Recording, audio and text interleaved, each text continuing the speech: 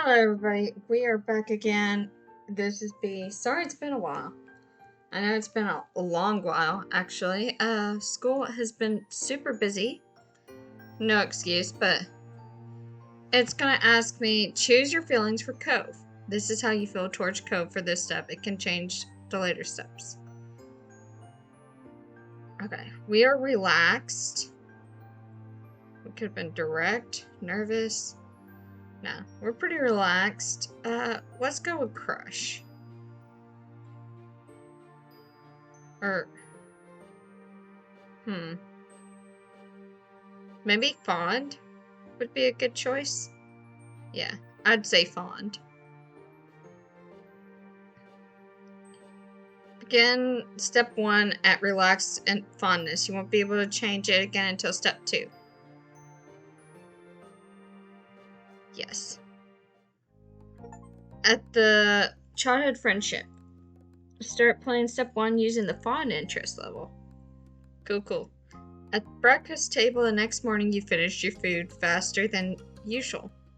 Your sister Lizzie had run out earlier to go play, but you'd stay put. Today, just like your moms had promised, Cove was coming over to hang out. Excited to see your new friend again, Bobby? Yeah, I am. How sweet. I'm kind of disappointed because I chose that name thinking they were going to say it because they're like, oh, this is a voiced name. So I was like, heck yeah. Because that's not how you actually spell my name, and I would have went with B instead, but you know. Seems that's just how the cookie crumbled.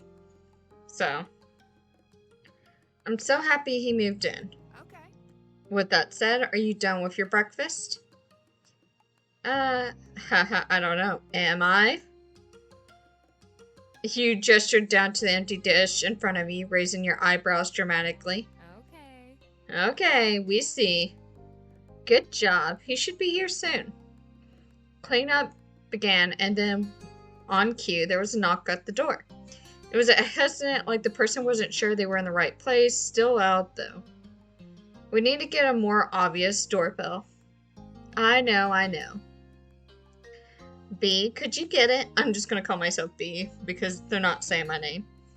Wiggling out of your chair without really pushing it back, you made your way to the door. Hey, Tabor family, thanks for having us. Mr. Holden, as your moms had called him, and his son were here. Cove looked different in the bright lighting of your living room, and when he wasn't crying. With his dad standing in front of him and mom and mommy behind you, you and Cove looked at each other. Pleased to see your new friend again, you smiled at Cove. He smiled back with some hesitation. Let's go play in my room. Okay. Take care. Let us know if you need anything, you two. Have fun, kids. See you. See you later, son. Play nice. You led him to your room, puffing out your chest a little bit at the sight of your treasures. There were a lot of stuffed animals, a cool bed, a window to look out. It was a great room. You hadn't had anyone show it to in a while, but you were really proud of it. He leaned in a little closer to one of your drawings on the wall. I like this.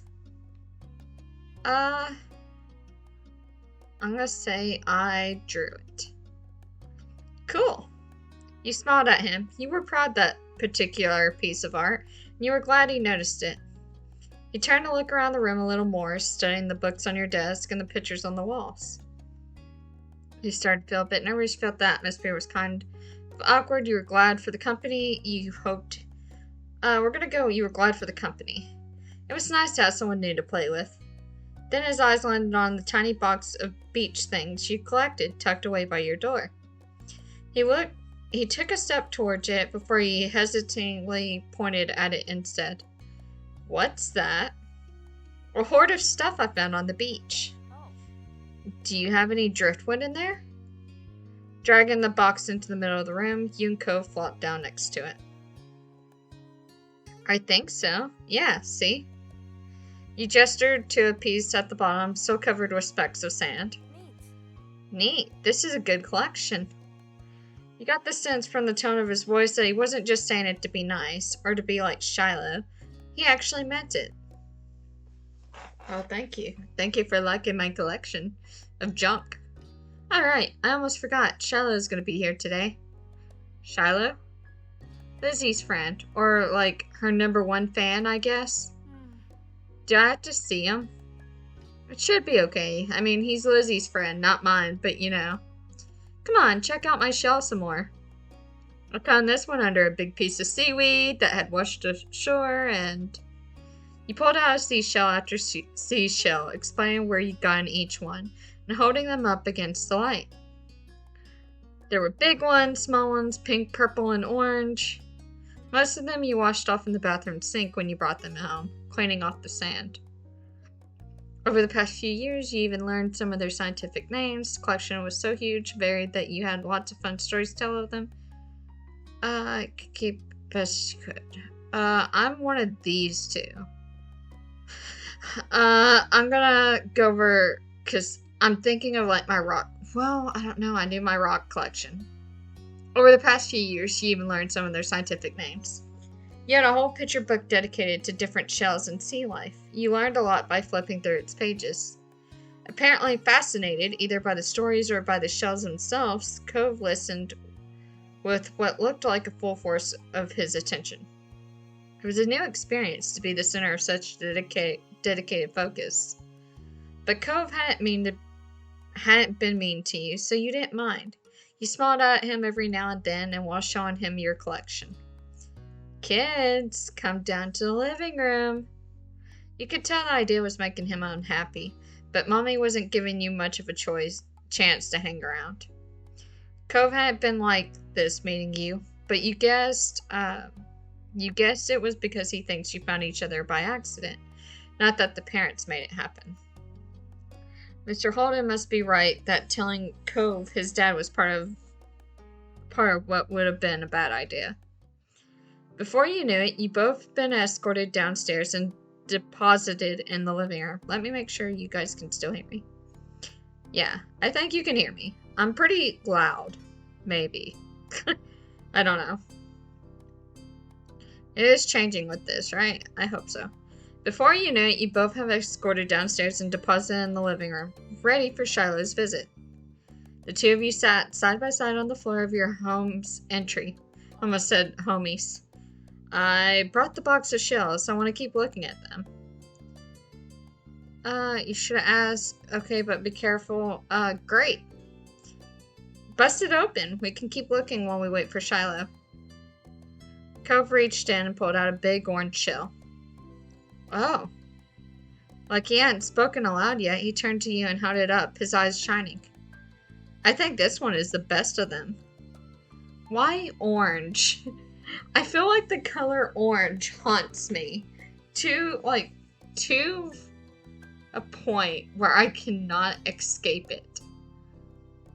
Like, no matter what, orange comes back to bite me in the butt.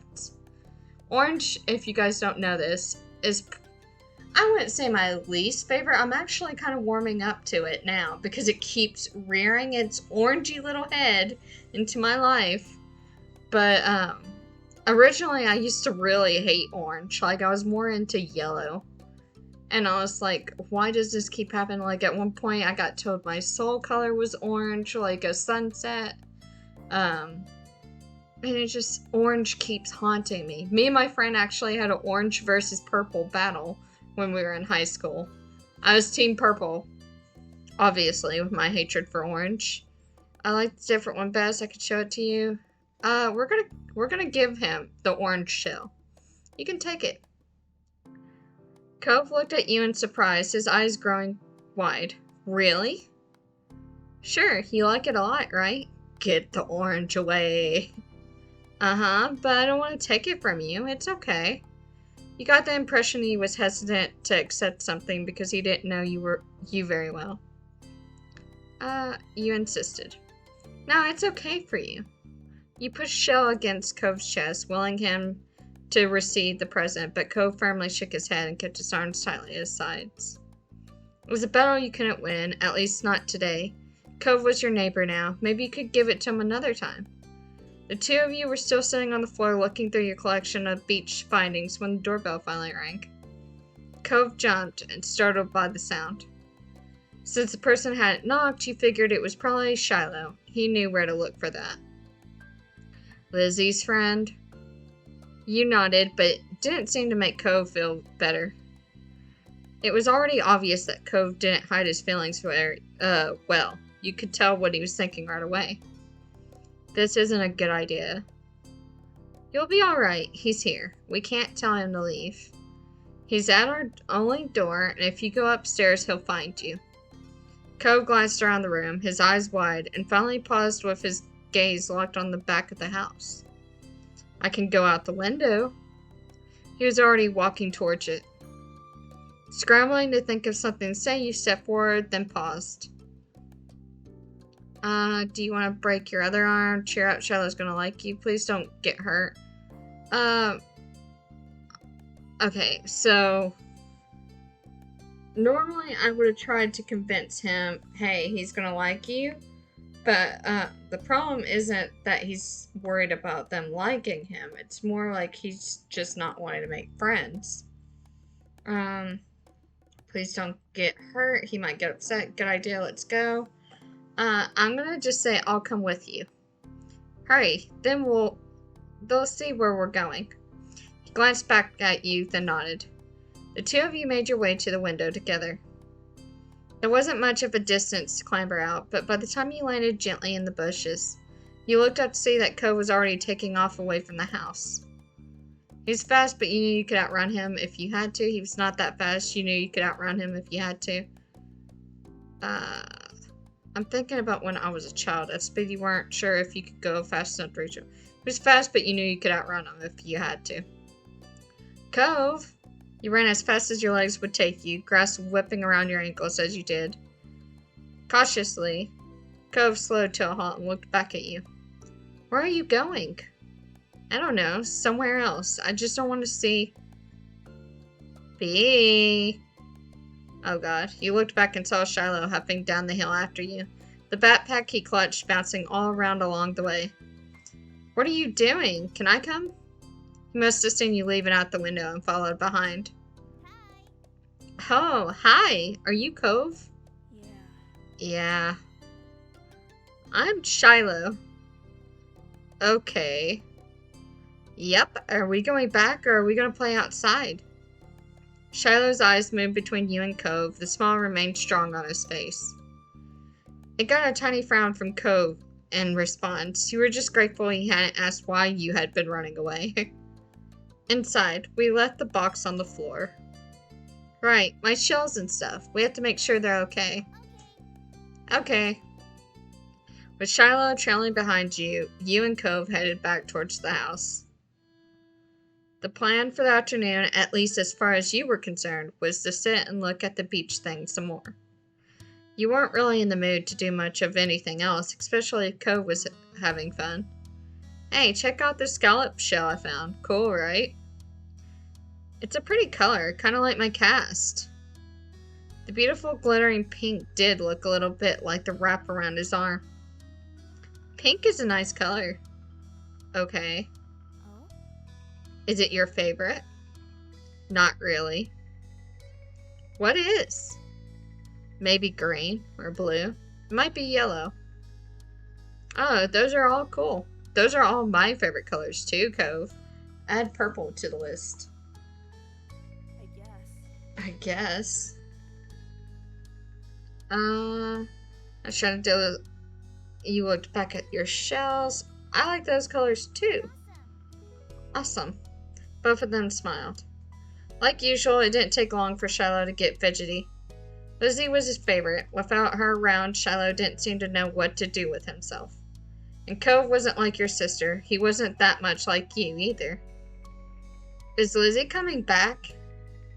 Don't know. Aww. Where'd she go?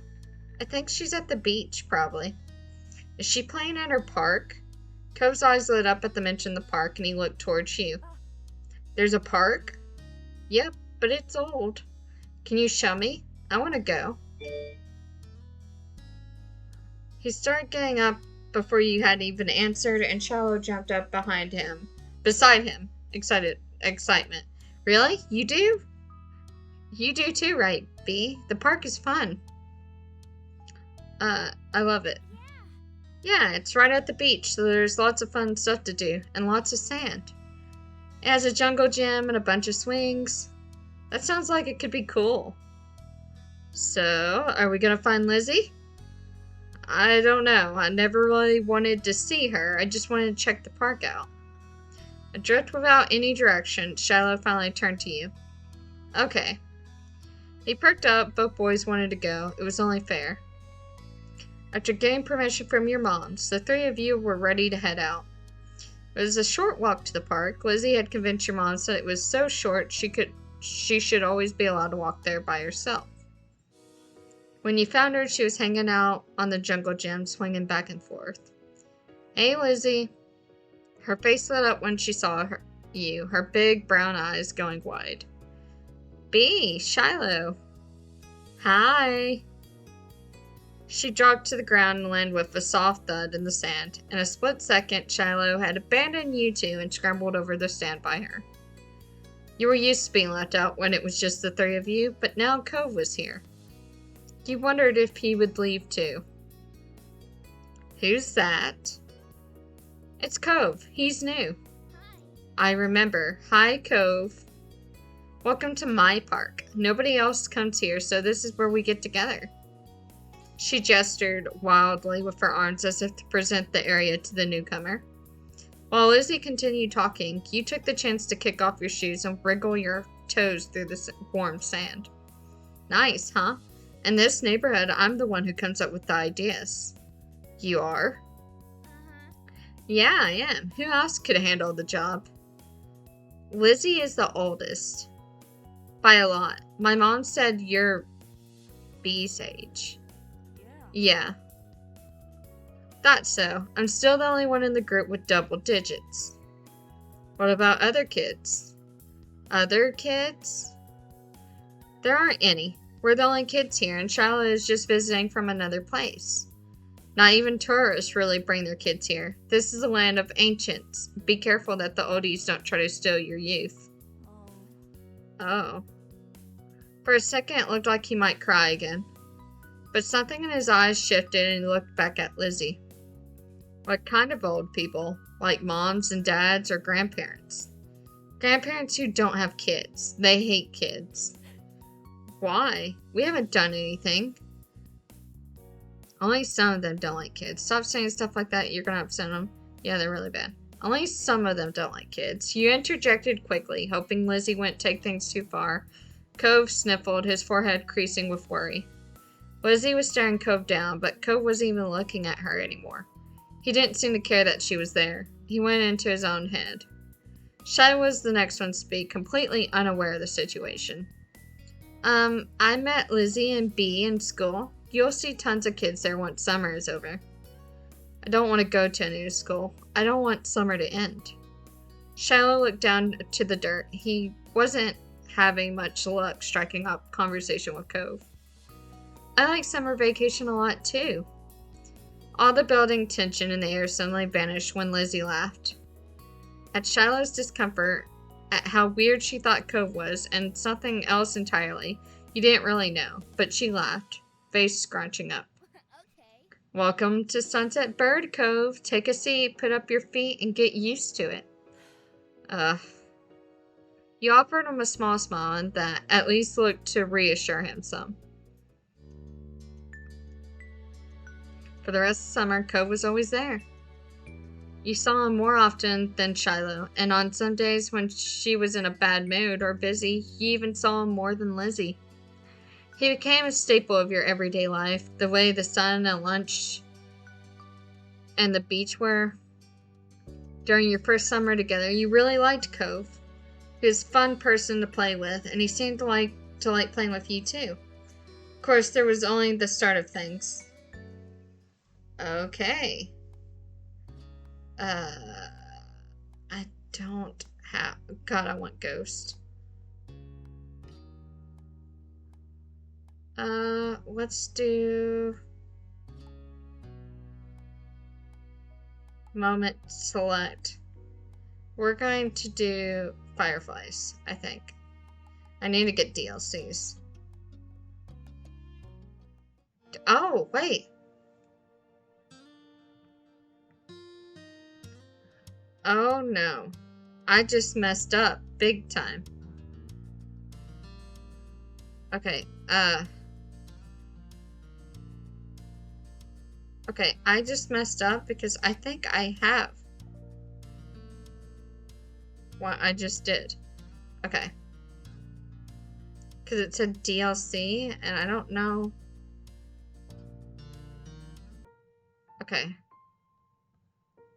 We're fond. Fond. Relaxed. Ready.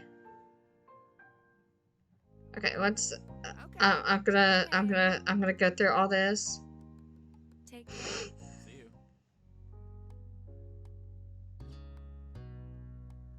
Oh. Oh. Neat. We're going to. Hmm. I'm sorry, guys. We're telling stories about the shells. We're kind of skipping through a lot of it. Great.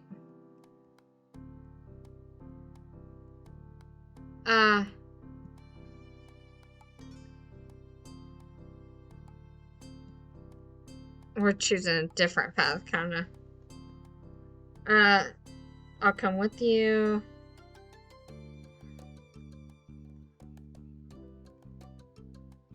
We're trying to skip through this.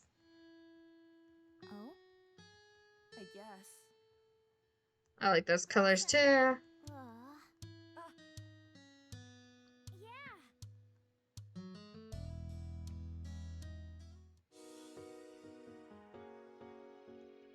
Hi. Oh. Okay.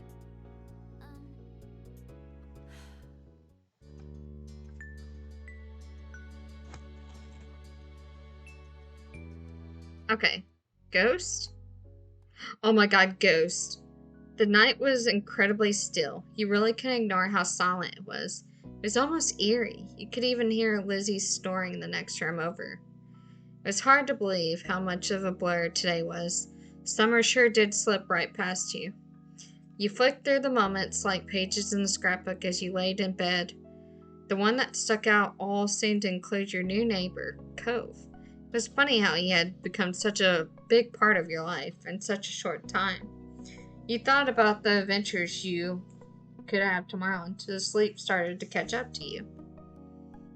Then you heard something scraping against the window. It wasn't that uncommon for the wind to push a tree branch against the glass.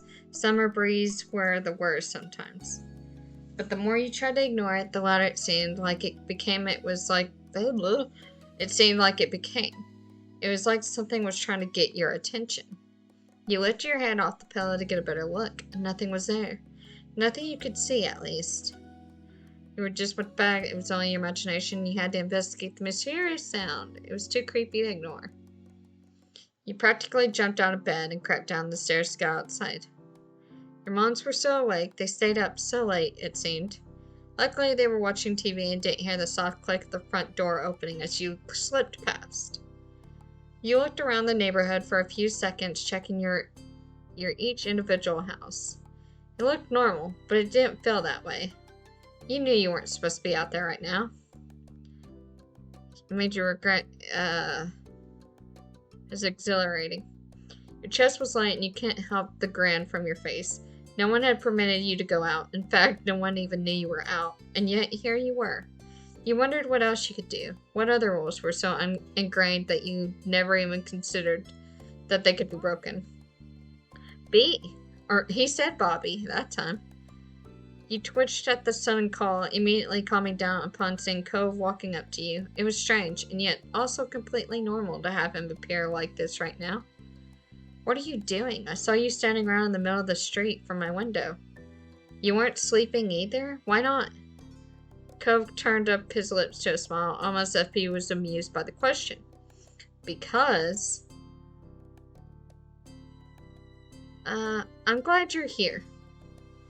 Whatever the reason is, at least you were no longer alone in the dark. Why? I heard a strange noise. You too? That's why I was up. Cove hesitated for a moment, looking down the street before his aquamarine eyes fell on you again. Did it scare you? We're gonna go a little. Me too. I feel better that you're here. Me too. The two of you delicately smiled at that. Covey even chuckled a bit. It was nice that you both felt the same way about things. I was kind of wondering if it was the wind, but what if it's not? What if it's a person? What if it's something that's not a person? The unsettling noise suddenly rushed through the air, and Cove and you flinched. It sounds even worse than before. You're about to agree with him when the noise came yet again, tearing through the still night. The two of you rapidly looked around, trying to find the source, but to no avail. There were no signs of an answer to this puzzle. You thought that... it had to be a ghost. Invisible, creepy thing luring children from their beds. It had to be a monster. You were torn between the curiosity of discovering what the noise really was and being scared enough to want to run straight home and hide under the bed covers. When you and Cove locked eyes, it was like speaking without words. Your mutual anxiety hadn't gone away entirely. Hey, can you tell where it's coming from? Not really. Not really. Then we'll have to look more, somewhere else. Maybe we'll see something. Okay, let's go. You're clustering together as you walk to the familiar streets of your neighborhood, drawing strength from each other's presence. Shadows cut corners and angles where you didn't expect them, distorting the feature you saw every day. The noise came again, shrill and hard. It set your teeth on edge, and the way it ground its way through you, Cove's throat bobbed. His eyes glistened in the dim light.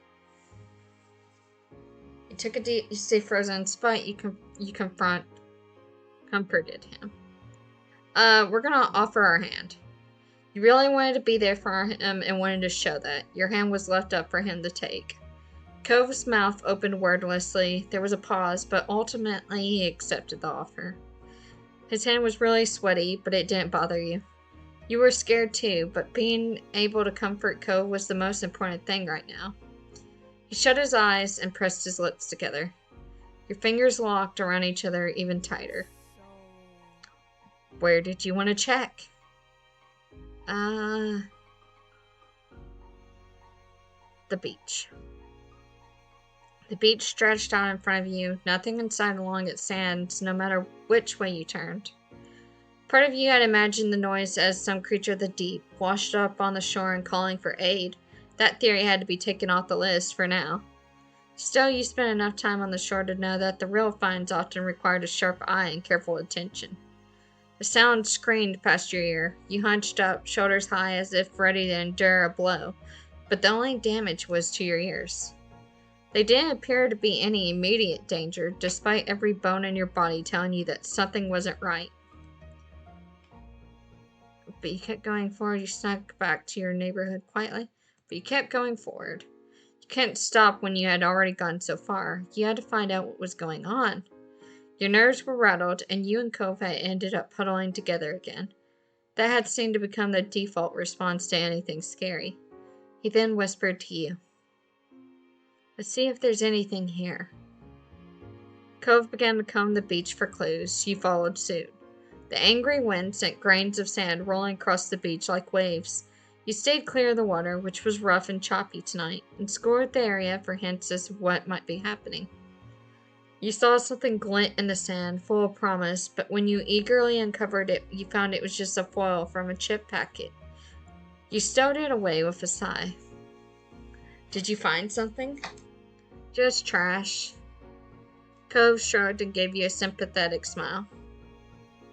Oh, that's how it goes sometimes. You like hunting for treasures on the beach too, right? Yeah. Yeah. Have you ever found anything mysterious or weird? You were expecting him to mull the question over for a bit, but Cove answered immediately. Teeth. Like a shark's tooth? You've seen those on sale for those for sale in shops, so you've never been lucky enough to stumble across one at the beach. No, not that. People teeth. No. Yeah, you know how grown-ups sometimes don't have their own teeth any longer, and they take fake ones out so they can still eat? You nod, listening in fascinated horror. I found some. The top half. How do you know it was the top half? It had the pink top of the mouth bit, like this. He opened wide and pointed to the roof of his mouth. He let out a squeal. What did you do with them? Mom took them from me. I don't know what happened to it after that. That was... too bad. Think of the prank opportunity way stranger than the stuff I seen. You could have hidden them in someone's school bag or under someone's pillow. I would hate if someone did that to me.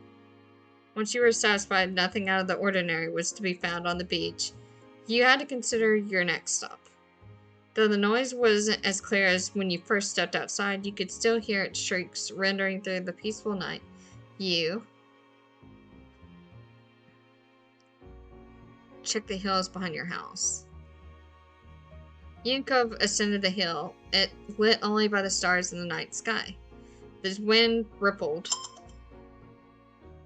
Wow, that was the timer, so unfortunately we're going to end our ghost hunt for now and come back to this in the next video. Bye-bye.